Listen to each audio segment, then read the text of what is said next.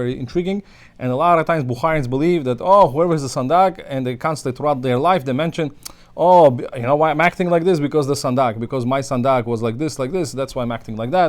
Or sometimes people, diss each other this way. Oh, you're like that because your Sandak was like this.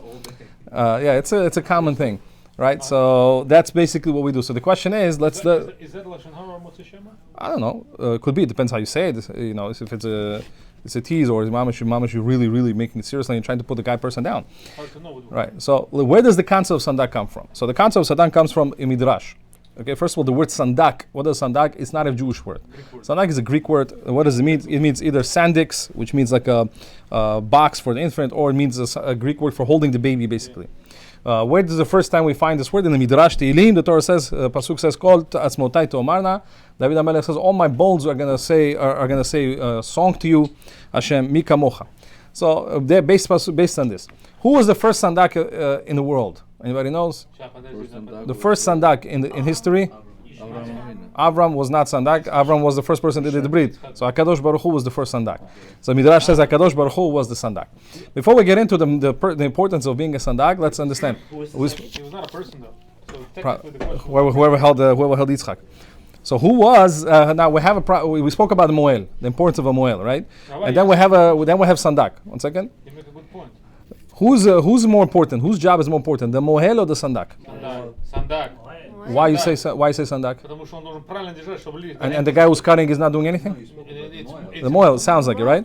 But technically speaking, even though as much as influence they have, the poskim put a lot of emphasis on the guy who's a Sandak. Interesting. Why? What's the reason? I'll summarize everything in 3 main points, 3 bullet points. Number 1 is because Sandak is a mitzvah that's not on him. Right. It's not on him, versus a mohel is actually somebody. It's mitzvah on him, which means technically speaking, he's only acting as a messenger of the Father, versus the other guy is doing a mitzvah himself. So you see clearly already 2 different situations. One, Moel is doing a mitzvah himself, and the Moel is only a messenger of the Father. Number 2, the Father must do the mitzvah. He has no choice. The Father has no choice, and the Moel has a choice. And so who's greater? Somebody who does a mitzvah because he must, or somebody who doesn't have to? Somebody doesn't have to, and he still does it. On top of that, the comparison, somebody who has to do it. Okay, but still, it's not on him. He doesn't have to do it. Still, he still gets a greater. Now, what's the practical difference? Nafkamina, practical nafkamina would be if a father is a moel as well. Now, imagine you're a father, and you could be a brit. You're a moel. You could do the brit yourself. Should you take the sandak or should you do the brit? Brit. You can't do both. It's impossible. Unless you're Avram. So the Ben Ish Chai says, what should you do? You should actually appoint somebody else to do the brit and hold the sandak. Why? Because this way you get the mitzvah both ways. He's acting on your behalf. It's as if you did the brit, and on top of that you hold the sandak. So therefore you should do both. That's the way you should do it. You just said it's impossible to do both. But there's no. You raise a good point. Now so who was Yitzchak said that? Okay, well, that's not getting into Yitzchak now. There's no you for Sandak. But somebody has to hold him. Somebody has to hold him. The obligation is the father. Correct, but if he wants to do, if he wants to do one and he can only do one, which one should he do? How are you sending someone as a shliach? We all did all the time. How did you do it? You did the brit to your son? Yeah, but as a moel, the father is a moel. Correct. So So sending him a shliach and taking a different position. that proves to us how important sandak is. Sandak is very important. That will be the practical difference. Is what's more important is if a person the mitzvah is on him or the mitzvah is on the father. So clearly you see the sandak is held in a much higher. Also on top of that, the poskim bring that the comparison somebody it will be one of the first ma'alot, the first what do you gain by being a sandak? It's as if you brought the ketoret. Ketoret means the incense they used to bring. So here it is a guy. So if you're bringing the ketoret, so what do you compare to? You compare to a kohen. A sandak is compared to a kohen, whereas a moel is compared to a shochet. So technically speaking, shchita, if it's done by a non-kohen, is that kosher? No. Yes, it is. Shchita bizar is kasher. Somebody is a zar, somebody is not kohen, and he does the shchita, it's kosher. So therefore, technically speaking, that's why the poskim say sandak is a very, very important thing. Okay, so that's now to be sandak is a very big thing. The question is, why is it such a mitzvah that everybody runs after? Why? Number one, we already mentioned one is because it is like you bring the ketoret. And so what if you bring the ketoret? So therefore the poskim say you're supposed to become rich. Ketoret, a kohen only did once in his lifetime. If you're a kohen and you're working in the Bet HaMikdash, you only got it one time because they wanted to share the wealth. Everybody should be able to go and bring the ketoret. So therefore, that's why there's a minhag not to get two brits, not to have sandak from one family, two sandakot, give other people chances, and so on. So if then the poskim ask a question, what about I did 2-3 sandaks, how come I'm not rich? Right. So that was a whole discussion. We discussed this in the past.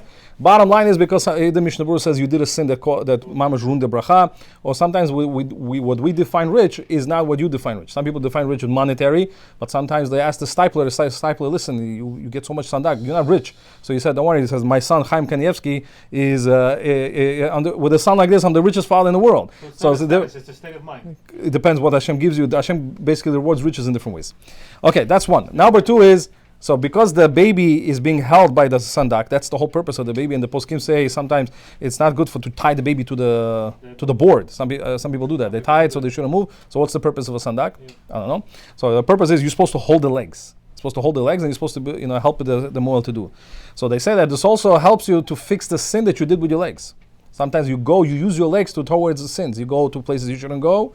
You did certain, I don't know, maybe you kicked somebody you shouldn't have done. I have no idea what kind of sins you can do with your legs. You can, be creative in your mind, and that's why one of the reasons people also go out of their way to get this mitzvah. The third one is it helps to do teshuvah for pagama brit. Helps, which means a person is already did teshuvah for something that has to do brit milah. So therefore, if a person gets a sandak, that's mamish like helps his teshuvah go on a higher level. Okay, so that's pagama brit. That's why they say the Sfarim bring down that you should try to do it during Shovavim. Shovavim is a time where people are doing teshuvah for this thing. So therefore, it's very important. And on top of the forgiveness of the sin, there's a midrash that says HaKadosh Baruch Hu said he was arguing with Eliyahu Navi, and Eliyahu Navi was criticizing the Jews, and Hashem said because of that, anytime you're going to come to a brit, I'm going to forgive everybody's sins. So we're going to discuss that towards the end. Now, who should you pick? We said the influence. What's the influence of a sandak on a child? That was the question, right? So it's brought down in the Rishonim. There's two explanations. I'm not going to get into it. If you want, everything's in the book here, Brit Zion by Rabbi Ben Zion Mutzafi. So two ones. Number one, he says, there are some say that the Eliyahu Navi can come only based on who the sandak is. Which means they put a chair right next to him, right? There's a side point at this point. The Eliyahu Navi will not come if you don't set aside for a chair. So sometimes I see that there's some britot, you will see some old school rabbis that will not put a chair for Eliyahu Navi, claiming they never had such a custom. Okay, custom or not, nevertheless, you should know Eliyahu Navi will not sit down until you set him aside the chair. And the same thing works for Sukkot, when you have Ushpizin, they will not come and sit down in your sukkah until you set aside a chair for them. You're supposed to say, today, let's say the main guest is Avram, you say, this is a chair for Avram Avinu. So to the next day, this is a chair for Yitzchak Avinu. Until you say, Zeki Seshel Eliyahu Navi, the Eliyahu Navi will not come. Doesn't matter where you place it. It should be next to the sandak. It has to be next to him. No, I'm saying the chair It has to be next to him. in the sukkah. Oh, in the sukkah, yeah. So now, Eliyahu Navi will not come if the sandak is not worthy, which means if the sandak is not Shomer Shabbat, and he violates Shabbat in public, and he does all sorts of sins, he's he's in the mafia, and he's a murderer, whatever it is, Eliyahu Navi says, I'm going to stay far away from this guy, I'm out of here, I'm not coming.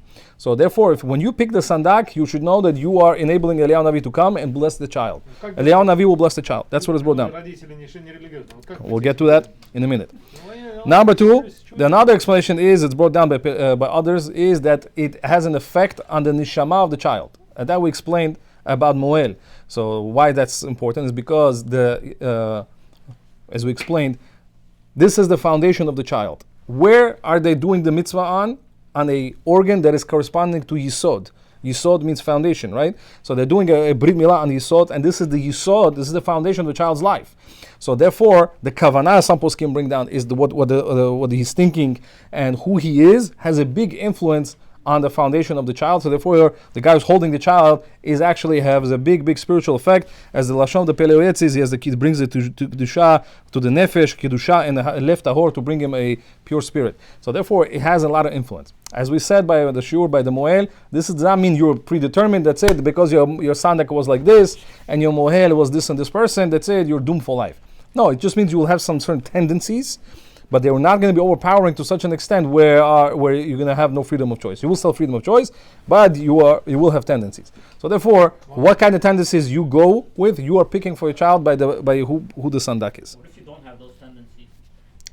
So, Hashem was your son. so maybe somebody else was Sandak. You just didn't know. We'll get to that in a minute. So that's what we said. So who should you pick? So therefore, Rabotai, the same criteria for Moel as we said. You should try to pick somebody that's Yirei Shamayim, somebody who is a fear of Hashem. The poskim bring down. You should try to go to the mikvah because the more holy he is, the more holy the Sandak is, the more influence he has on the child. So you should go out of your way to try to find somebody who's the biggest Yirat Shamayim. So but now the question arises: isn't there a family obligation to give to the father, to give to the father-in-law? How does that work? So the answer is like this: it does work. There's a mitzvah according to some like this. Says the Rabbi Tzvi, the father of the husband, which means the grandfather of the child, should be the first pick. Then the father of the mother is the second pick, and the third pick should be Talmid Chacham. That should be your third pick, not uncles and not people who are willing to pay for the brit. None of that. You should try to pick a Talmid Chacham because the first two you don't have so much of wiggle room. So you don't have to see. You don't know how much Yirat Shamayim the father-in-law has or your father has. That's not much of a choice. But the third one is when you're going to have a real choice to actually pick a Talmid Chacham. That's when you should try to pick the biggest one with Yirat Shamayim to have the biggest influence on the child. So the question is, what if the father or the father-in-law is not religious? What do? He doesn't want to keep Shabbat. Do it yourself. So obviously you should try to talk him out of it.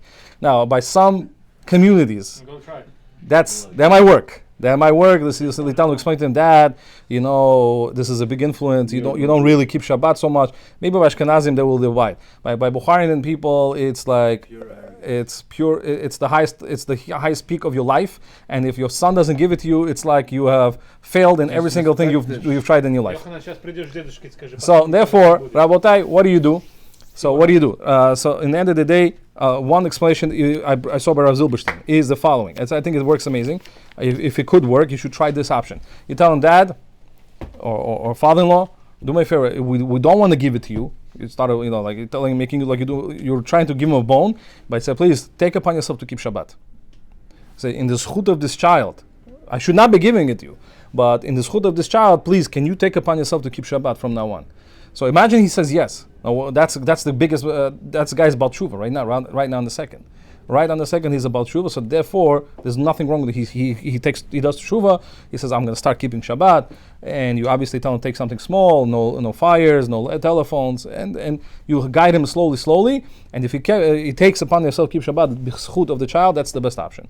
If that's not an option, the guy says, yeah, and he's bluffing. He's not really mean it. What do? Yeah, it's brought down over here. You ask a Talmid Chacham to hold the legs on the side, and you don't tell him why. Okay, hopefully he's not watching the share. So that's what you do, because technically you tell him, he wants the show, he wants the jomah on the side, he wants the pictures. Okay, you give it to him, and you ask a Talmid Chacham on the side to hold the legs of the baby. Technically, you're passing you're gonna have some standby sandak on the side. Got it? Yeah. Can I ask you for the test for that? 1 second. So, any questions so far? Yeah. So then, 1 second. Let me just see if I covered everything. So we did that. Then the famous thing is it's very famous by Bukharians. It's not so famous by Ashkenazim, but by Bukharians, some Sephardim is very famous.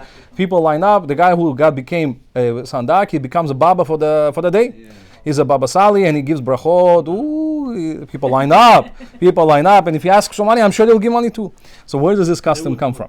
This custom comes from for the fourth ma'ala that we said. The fourth thing they said is that because he's being forgiven. Because he's being forgiven for his sins. That's where it's coming from. So therefore, that is only going to work, says Rameir Leah, in the Shelot Shuvot, Mirkavot Argaman. He has a whole Shuvah. Should you get a bracha from a guy who's not Shomer Shabbat? This guy is totally not religious. Should you get a bracha from him? Is it worth it? So the answer is, number one, actually, where's the source for it to get the bracha? Is assuming that he's getting forgiven. And it's brought down, it's clear, Mifurash, that he's only going to get forgiven if he does teshuvah. What is that for? What are the steps of teshuvah? He has to do charata. He has to feel bad. He has to verbalize, "I'm sorry, Hashem, I did chatati avit." He has to do teshuvah that day and to take upon himself not to do it again. Then he really did teshuvah. Then the midrash will affect on him that Hakadosh Baruch Hu will come and forgive all his sins. And then it's kedai for you to go get a bracha from him. But otherwise, if the guy is amaretz, he has no idea. I don't think anybody told him probably to go do the teshuvah. Don't waste your time. Go eat. What are you going to do? Why should you waste? Why should you get a bracha from a guy, especially he's not Shomer Shabbat? If he's a Tamil Chacham, okay, it's worth it. But if not, there's no reason for that. Does this apply to weddings also? You mean Chatan and Kala also? Yes. If a Chatan and Kala does not do teshuvah, they do not get forgiven. That's why Ashkenazim have a custom to fast before the wedding, because one of the ways they want to make it real. I'm not just saying teshuvah verbally. I'm going to fast, to do ta'anit, and do teshuvah from the bottom of my heart. Sephardic custom is not like that, but you definitely should do a lot of teshuvah on your wedding day, because that's the only way you're going to get forgiven. Good? Okay, did we cover everything? No. Yes. Question. Manik is on that concept.